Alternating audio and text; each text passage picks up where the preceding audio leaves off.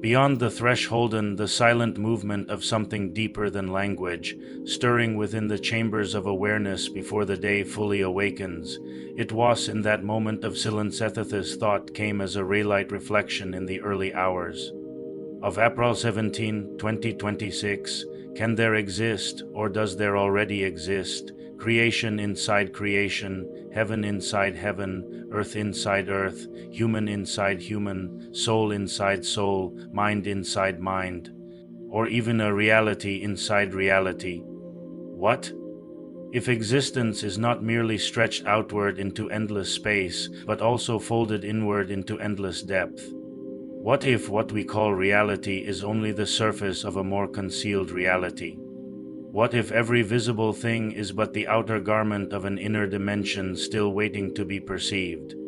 Perhaps creation is not a singular act completed in the distant past, but a living architecture of layers, an unfolding within unfolding, a formation within formation, a mystery continuously birthing itself from within itself.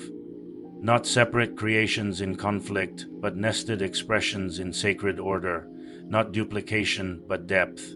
Not repetition, but revelation. Could it be that within creation there is yet another creation? Subtler, quieter, less material, yet no less real. Could it be that heaven is not only a realm above, but a glory within glory, light within light, depth within divine depth?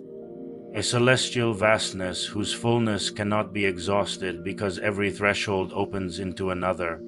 And earth, does it not already preach this mystery? The soil conceals roots, the seed conceals the forest, the cave conceals silence, the womb of the earth holds both burial and becoming. So then, can there be an earth inside earth, a deeper ground beneath the ground, a hidden field of formation beneath what the eye calls surface? And what of the human? Is man merely body, biology, and breath? Or is there a human inside the human? An inward self veiled beneath name, memory, personality, and form? An unseen witness observing the visible frame? A deeper identity hidden beneath the identity presented to the world? A sacred interiority waiting to be awakened from within the shell of appearance? Perhaps the outer human is only the garment of the inner human, and perhaps the inner human itself is still not the end, but the beginning of a greater becoming. And the soul, can there be soul inside soul? Not another soul as division, but a deeper chamber of soul, a more hidden center of longing, memory, and essence, a soul beneath the wounded soul, a soul beneath the taught soul, a soul beneath the survival self, a soul that remembers what the mind has forgotten, and the mind. Does it not already reveal this layered mystery? The mind thinks, and then it thinks about its thinking. It observes itself, questions itself, contradicts itself, transcends itself. So then, perhaps there is a mind within mind, the reacting mind, the reflective mind, the conditioned mind, the awakened mind, and beyond them all, the silent witness that watches thought rise and fall without being imprisoned by it. And then comes the deepest question of all: can there be a reality inside reality? Because to ask whether there is a reality inside reality is to sense that existence is alive with more than what appears. That being is layered, that truth is graduated, that life is not flat but infinite in inward expansion. And here comes the mystery. Even when the connected apparatus shows a continued flat line, announcing that someone has shaded off from the visible reality of an identity, the spiral of its existence may still continue, for the instrument only reads according to the limits of its design, but existence may not be confined to the design of the instrument. What can be measured is not always the fullness of what is.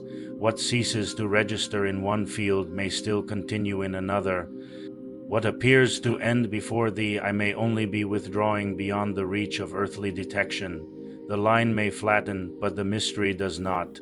The signal may cease, but essence may still move. The form may become still, but the deeper current of being may yet continue its unseen journey.